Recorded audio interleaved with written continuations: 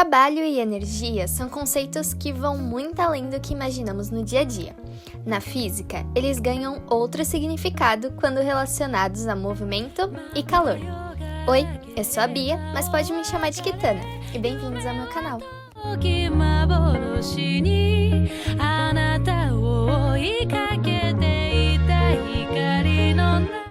A termodinâmica estuda as causas e os efeitos de mudanças na temperatura, pressão e volume, geralmente em gases ideais.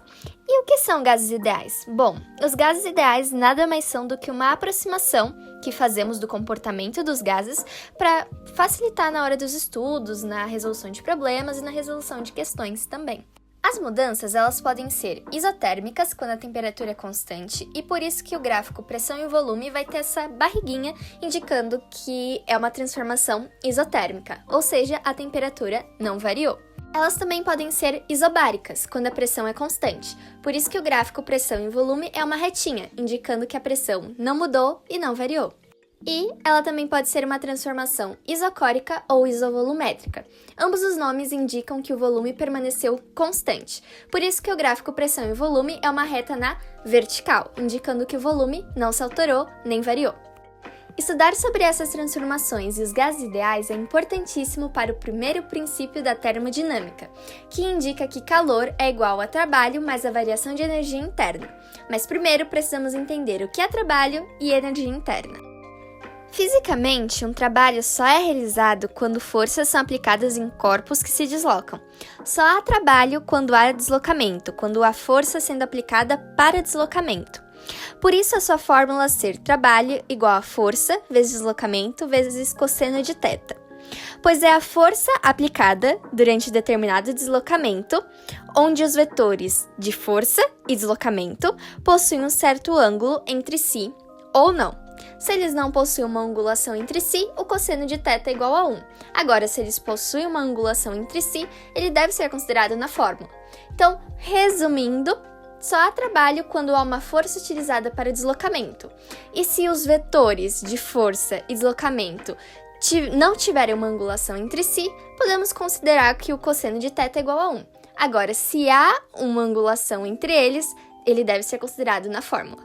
Tá, mas o que isso tem a ver com gases ideais? Portanto, em um gás ideal, o trabalho é a expansão ou retração de volume. Então, quando eu tiver uma expansão do volume de um gás ideal, eu tenho um trabalho positivo. E quando eu tenho a retração do volume de um gás ideal, eu tenho um trabalho negativo. Já a energia interna, ela está relacionada com as moléculas presentes em determinado gás ideal e o quão agitadas estão essas moléculas. O grau de agitação delas tem total relação com a temperatura. Então, quanto mais quente, mais agitadas serão essas moléculas, portanto, maior será o seu nível de energia interna. E quanto mais frio, menor a variação de energia interna e menos agitadas estarão essas moléculas. No caso aqui do nosso gás ideal, as moléculas estão bem calminhas. Justamente por a energia interna estar relacionada com essa agitação, a agitação tem tudo a ver com movimento. E a energia responsável pelo movimento é justamente a energia cinética. Por isso, há 3 formas de calcular a energia interna: através da energia cinética total do sistema, das moléculas, no caso, ou através da atomicidade do gás. Atomicidade refere-se a quantos átomos tem determinado gás, se ele é monoatômico, diatômico, enfim. E esses valores são constantes. No caso aqui, se um gás for monoatômico, a constante utilizada é 3/2. E pode-se utilizar nRT ou PV, que são da fórmula PV igual a nRT. Bom, agora que já aprendemos o que é trabalho, o que é energia interna, o que significa o primeiro princípio da termodinâmica, as transformações dos gases ideais, nada melhor do que fazer alguns exercícios sobre o assunto. A maior parte dos exercícios envolvendo esse assunto são sobre gráficos PV. Lembrando que P é pressão e V é volume. Então, a maior parte dos exercícios vai ser nesse estilo. Então, quando temos um gráfico de pressão sobre volume, um gráfico PV, A área dele é o trabalho resultante, ou seja, é o trabalho realizado naquela transformação, sendo ele positivo quando há aumento do volume, indicando que o gás sofreu expansão, ou seja, o gás se expandiu, ou trabalho negativo quando há diminuição de volume, indicando que o gás retraiu, ou seja, sofreu uma retração. Vamos fazer os exercícios que eu acho que vai ficar mais claro.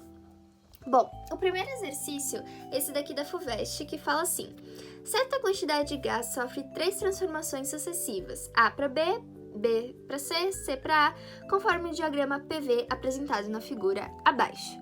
Bom, este é o exercício, vamos analisá-lo. Bom, no exercício, ele me dá um gráfico mais ou menos assim e faz algumas afirmações.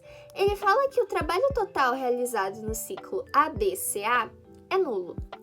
Vamos lembrar que em um gás ideal, ele tem trabalho se ele sofre expansão ou retração. Então, se o volume permanecer constante, se for uma transformação isocórica ou também chamada de isovolumétrica, aí sim que não há trabalho. Aí sim que o trabalho vai ser igual a zero, né? Aí sim que o trabalho é igual a zero, ou seja, nulo. Essa letra aqui significa trabalho, mas trabalho também pode ser representado pela letra W, indicando que é work, né, que é trabalho em inglês. Só que, por exemplo, de A para B não é uma transformação isovolumétrica. De B para C também não é. Ela só é isovolumétrica de C para A. Então, a única parte que o trabalho é nulo é de C para A. Então, a primeira afirmação é falsa. Na segunda, ele fala assim: a energia interna do gás no estado C é maior do que no estado A. Lembrando que energia interna, ela está ligada com uma maior temperatura. Quanto maior a temperatura, maior a energia interna. E quanto menor a temperatura, menor a energia interna. Então, no caso aqui, ele fala: a energia interna do gás no estado C é maior do que no estado A. No caso, a pressão que temos em C é maior do que a pressão que temos em A. Então, se temos uma maior pressão em C, também, consequentemente, vamos ter uma maior temperatura, portanto, uma maior energia interna. E aqui em A, nós temos uma pressão menor em relação a C, portanto, uma menor temperatura, portanto, uma menor energia interna. Ok, a segunda afirmação está correta. A terceira: durante a transformação AB, o gás recebe calor e realiza trabalho. Verdade? Porque de A para B, o volume aumentou. Se o meu volume aumentou, significa que o meu gás sofreu uma expansão, e se ele sofreu uma expansão, quer dizer que o trabalho foi positivo, ele realizou trabalho. E, consequentemente, se eu tenho um maior volume, significa que eu tenho uma maior temperatura. Por quê? Porque ele recebeu calor para se expandir, para realizar a sua expansão. Então, estão corretas, né, as afirmativas 2 e 3. Outro exercício da UFTM-MG, ele vai dar o diagrama PV, mostra 3 transformações, AB, BC e CD, sofridas por uma massa constante de gás ideal. E ele pede aqui algumas coisas, vamos realizar esse exercício e vamos ver o que ele tem pra gente. Bom, ele vai dar um gráfico mais ou menos assim, e uma coisa que eu falei é que uma forma de sabermos se o trabalho é positivo e negativo é através da expansão ou retração de volume. Porém, uma outra forma é saber como os vetores estão, o sentido dos vetores no gráfico. Por exemplo, se os vetores estão em sentido horário, né? Então, horário é o sentido que o relógio vai. Então, nesse sentido aqui, se os vetores estão no sentido horário, quer dizer que o trabalho é positivo. Se os vetores estão no sentido anti-horário, quer dizer que o trabalho ele é negativo. Então, no caso aqui, se o vetor está no sentido anti-horário, negativo. Se ele está no sentido horário, quer dizer que ele é positivo. É uma forma também de ver se o trabalho é positivo ou negativo, além da expansão ou retração de volume. E aqui ele pede a a temperatura do sistema em Kelvin no estado D, sabendo-se que a temperatura do sistema no estado B vale 500 Kelvin. Então, ele deu uma informação muito importante, que em B a temperatura vale 500 Kelvin. E ele quer saber a temperatura do sistema em Kelvin aqui na D. Bom, de B para C, o volume permaneceu constante, só que a pressão variou. Então, a gente pode vir aqui no PV sobre T é igual a PV sobre T para descobrir a temperatura em C, para depois descobrir a temperatura em D. Então, a pressão em D era 5 vezes 10 à quinta. Então, aqui vai ser 5 vezes 10 à quinta, vezes o volume, que no caso vai ser 2, com T que ele deu, que é 500, é igual a P. A pressão em C vai ser igual a 2, vezes 10 à quinta, vezes o volume, que continua sendo 2, sobre T.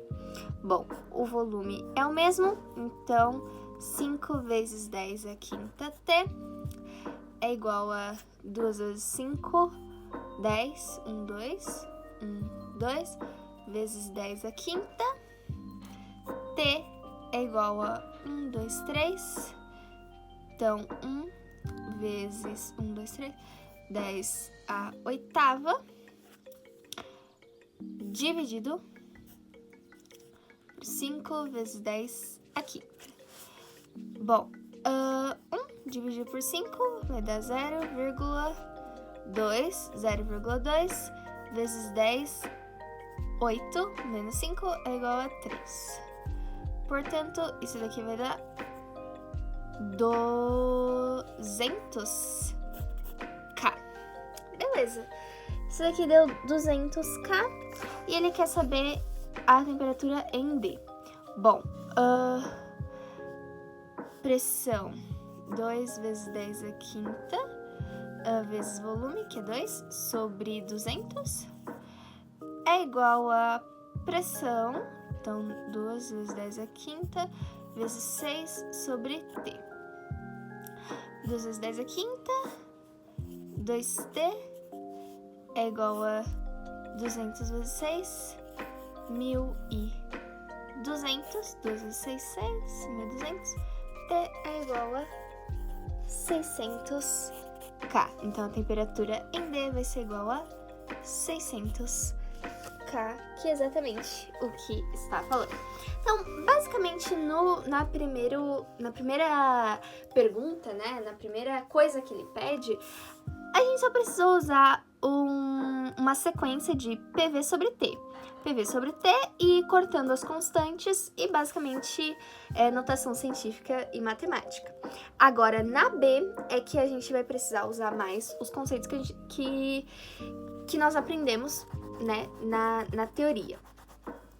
Deixa eu só apagar aqui, rapidinho. Então, aqui no item B, eu decidi fazer no próprio gráfico para ficar mais fácil a visualização. O que acontece? De A para B, ele está no sentido anti-horário. Lembrando que quando estamos no sentido anti-horário, o trabalho ele é negativo. Então, no caso de A para B, lembrando que no gráfico PV, o trabalho é igual numericamente à área do gráfico. Então, aqui, na transformação de A para B, eu vou ter um retângulo, né? E esse retângulo, a medida dele é 5 vezes 10 à quinta vezes 1. Então, esse trabalho é menos 5 vezes 10 à quinta. De B para C, o volume permaneceu constante.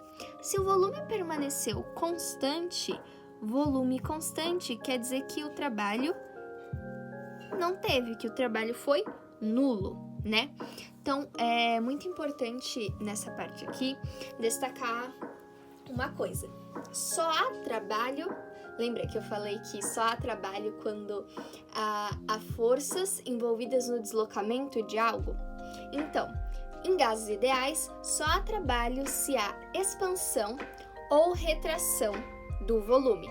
Se o volume permaneceu constante, o trabalho será nulo, será igual a zero. Então, vai aparecer aí na tela algumas relações. Então, se eu aumento a temperatura, eu aumento a energia interna.